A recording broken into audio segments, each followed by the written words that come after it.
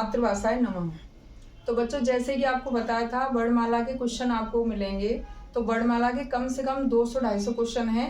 वे question जो आप किसी भी एग्जाम में बैठने वाले हो, वर्णमाला का कोई भी क्वेश्चन आपसे छूटेगा नहीं। तो आप आगे देखेंगे, ये 3-4 उसमें वीडियो में अलग अलग डाले जाएंगे, क्योंकि एक ही वीडियो में ज़्यादा बड़ा हो जाएगा।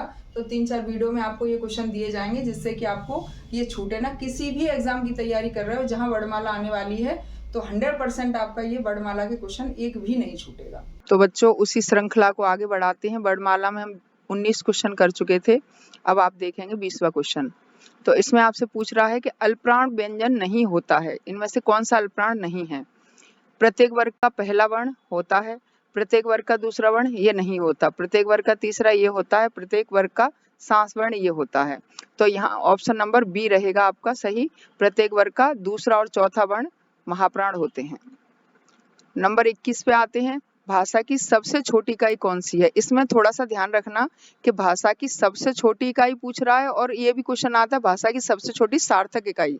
अगर सार्थक लगाए तब शब्द आएगा, लेकिन सार्थक नहीं आया है तो वर्ण लगेगा। तो इसका सही ऑप्शन रहेगा ऑप्शन नंबर बी, यानी वर्ण। वर्णमाला किसे कहते हैं। वर्णमाला शब्द गणना को, वर्णों के संकलन को, शब्द समूह को, या वर्णों के व्यवस्थित समूह को। तो जैसे आपको बताया था कि वर्णों का व्यवस्थित या क्रमबद्ध समूह ही वर्णमाला कहलाता है। तो ऑप्शन नंबर डी। निम्न में से कंठ है या कंठ की ध्वनि कौन सी है। कंठ काखा गाघा। तो आप देखेंगे काखा गाघा किस ऑप्शन में है, तो इसका ऑप्शन नंबर सी रहेगा। स्थान के आधार पर बताइए कि मूर्धन व्यंजन कौन सा है। मूर्धा में आपको बताए थे टा ठा डा ढा। तो यहाँ देखें आप किस ऑप्शन में टाठा डाटा आ रहे हैं, ऑप्शन नंबर ए, टाठा डाटा। निम्न में से अल्पप्राण वर्ण कौन से हैं। अल्पप्राण यानी 1, 3, 5 ये देखे जाते हैं, पहला, तीसरा, पांचवा। तो इसमें आप देखेंगे किस ऑप्शन में पहला तीसरा है, तो यहाँ ऑप्शन नंबर बी, का और गा, ये दोनों अल्पप्राण के वर्ण हैं। निम्न में से नासिक व्यंजन कौन सा है। नासिक प्रत्येक वर्ग का पंचम वर्ण नासिक कहलाता है। तो यहाँ आप देखेंगे पंचम वर्ण कौन सा दिख रहा है आपको, तो ऑप्शन नंबर ए। ऐ वर्ण का उच्चारण स्थान क्या कहलाता है। तो ऐ को या क्या कहते हैं, उच्चारण क्या कहते हैं, या इनको वर्णों को क्या कहा जाता है। तो क्या ये ओष्ठ है, नहीं है। मूर्धन्य है, ये भी नहीं है। नासिक है, नहीं है। कंठ तालव्य, क्योंकि आ और ई से मिलकर बनता है, तो आ का कंठ, ई का तालु, तो इनको कहा जाता है कंठ तालव्य। 28 पे आते हैं। हिंदी वर्णमाला में अयोगवाह वर्ण कौन से हैं। अयोगवाह आपने पढ़े थे अंग और अह, तो अंगय को कहा जाता है अयोगवाह। इसमें ऑप्शन नंबर बी बिल्कुल सही रहेगा। किस शब्द में द्वित्व व्यंजन है।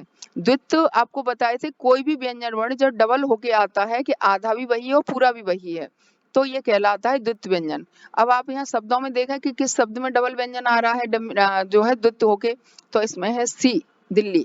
30 में पूछा है स स स ह कौन से व्यंजन कहलाते हैं। स स स।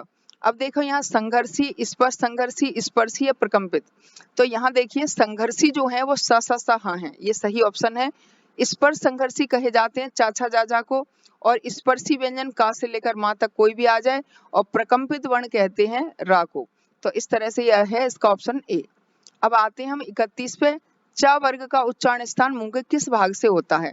च छ ज झ तालव्य हैं ये सभी, तो इसका च वर्ग का उच्चारण स्थान ऑप्शन नंबर बी, तालु। विसर्ग का उच्चारण किसकी भांति होता है। तो विसर्ग का आपको बताया था इसका उच्चारण हा की तरह से होता है। जहां भी विसर्ग लगा है, प्रातः, स्वतः, इस तरह से बोलते हैं, तो हा की तरह से होता है इसका उच्चारण स्थान, और उच्चारण स्थान भी इसका कंठ माना जाता है। तो ऑप्शन नंबर ह, ए। निम्न में से कौन से वर्ण का उच्चारण स्थान मूर्धा या मूर्धन्य नहीं है। तो मूर्धा में आपको बताए थे टा ठा डा ढा। अब यहाँ देखें आप कौन सा टा ठा डा ढा का नहीं है, तो इसमें है ऑप्शन नंबर बी, बिल्कुल सही। निम्न में से कौन से वर्ण का उच्चारण स्थान तालु नहीं है। तालु में आता है आपको एक तो चाचा जाझा और ई दोनों तालु में आते हैं, और सा पहला वाला जो है वो सा आता है तालु में। तो इसमें या तालु का है, ई तालु की है, श तालु का है, लेकिन ताथा दादा ये दंत का है। तो इसमें ऑप्शन नंबर रहेगा बी।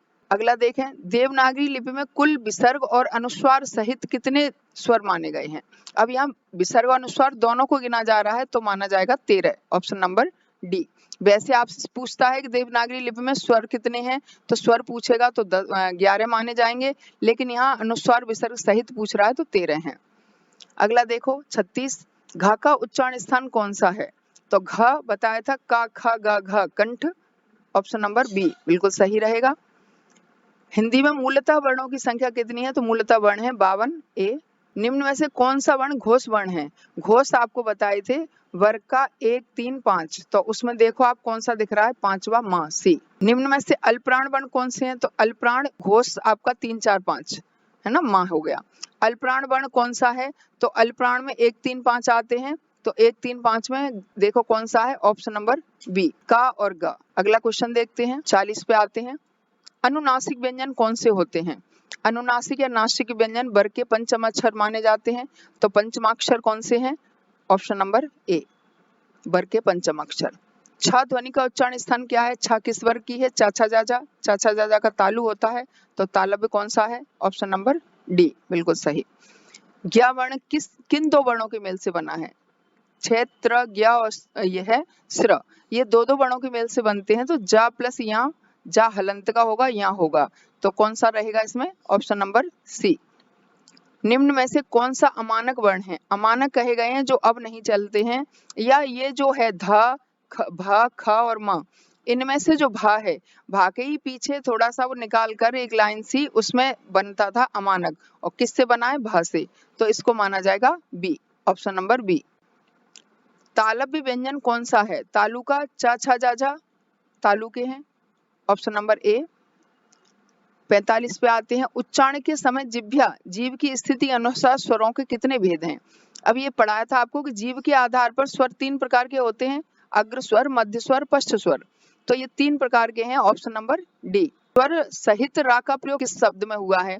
तो यहाँ पूछा किस, जहाँ रा तो आपको दिख रहा है इसमें सभी में, लेकिन स्वर किस में है? अब यहाँ देखें, पुनर्निर्माण, पुनर्निर्माण में यहाँ पर आपको रा ऊपर आधा दिख रहा है, जिसके साथ रा का प्रयोग और स्वर का प्रयोग नहीं हुआ है। त्राटक या फिर कहा ट्रक या कहा शत्रु, तो यहाँ अगर देखें तो ये क्वेश्चन थोड़ा सा इस तरह से कर लेना, सहित की जगह ये रहित हो जाएगा। स्वर रहित रा का प्रयोग किस शब्द में हुआ है, ऐसे पूछा जाए, क्योंकि ट्रक वाले में टा प्लस आ रहा है, टा के बाद रा है और प्लस आ आएगा, तो स्वर सहित है। और त्राटक में भी स्वर आ रहा है, शत्रु में भी स्वर आ रहा है, इसलिए इसमें ऑप्शन नंबर ए रहेगा, लेकिन क्वेश्चन को सहित न करके रहित करना है। अगला देखें, क्वेश्चन नंबर 47 देखते हैं। उक्षिप्त ध्वनि का प्रयोग किसमें हुआ है? उक्षिप्त आपको बताए थे ड ढ के पीछे जो नुक्ता लगा के नीचे नुक्ता लगाया जाता है, बिंदु लगाई जाती है, वो दोनों अक्षर आपके उक्षिप्त या अतिरिक्त वर्ण, आगत वर्ण कहे जाते हैं, और इसमें पढ़ाई शब्द में अड़ा जो आ रहा है वो है उक्षिप्त, तो इसमें ऑप्शन रहेगा सी। हिंदी भाषा में कौन सी ध्वनियां जो स्वतंत्र रूप से बोली जाती हैं या लिखी जाती हैं? तो स्वतंत्र और परतंत्र वर्ण आपको बताए थे हमने। स्वतंत्र वे वर्ण हैं जो स्वतंत्र रूप से बोले जाते हैं स्वर, और परतंत्र वर्ण वे हैं जो स्वर की सहायता से बोले जाते हैं व्यंजन। तो इसमें पूछ रहा है स्वतंत्र रूप से बोले जाते हैं, तो वे रहेंगे स्वर बी।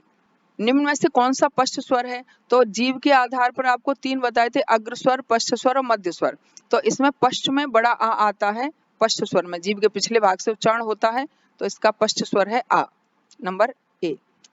छ वर्ण किसके योग से बना है? जैसे अभिज्ञा के आया था उसी से है छ, तो छ वर्ण किन के योग से बना है? छा का है, का प्लस शा, इसमें रहेगा ऑप्शन नंबर सी सही। का हलंत का है, शा पूरा है। जिन शब्दों के आखिर में आ आता है उन्हें क्या कहते हैं? तो जिनके अंत में आ आता है उन्हें अकारांत कहा जाता है, छोटा आ है तो अकारांत, ऑप्शन नंबर बी। निम्न में से कौन टा वर्ग नहीं है? टा वर्ग यानी टाठा डाढ़ा अड़ा, तो इसमें से आप देखें टाठा डाढ़ा ये 3 है, और पहला ऑप्शन ए है जो वो का वर्ग का है, तो इसमें का वर्ग ए। निम्न में से कौन अयोगवाह है? अयोगवाह कौन सा होता है? तो अयोगवाह आपको बताए थे विसर्ग, और ये कहे जाते हैं आपके अनुस्वार अनुनासिक, तो इसमें ऑप्शन नंबर डी विसर्ग। अनुनासिक का संबंध किससे होता है? अनुनासिक केवल मुंह से, केवल नाक से, या तालु से, नाक और मुंह दोनों से? तो अनुस्वार नाक से होता है और अनुनासिक मुंह और नासिका दोनों से होता है, तो इसका ऑप्शन नंबर डी बिल्कुल सही रहेगा। निम्न में से अघोष वर्ण कौन सा है?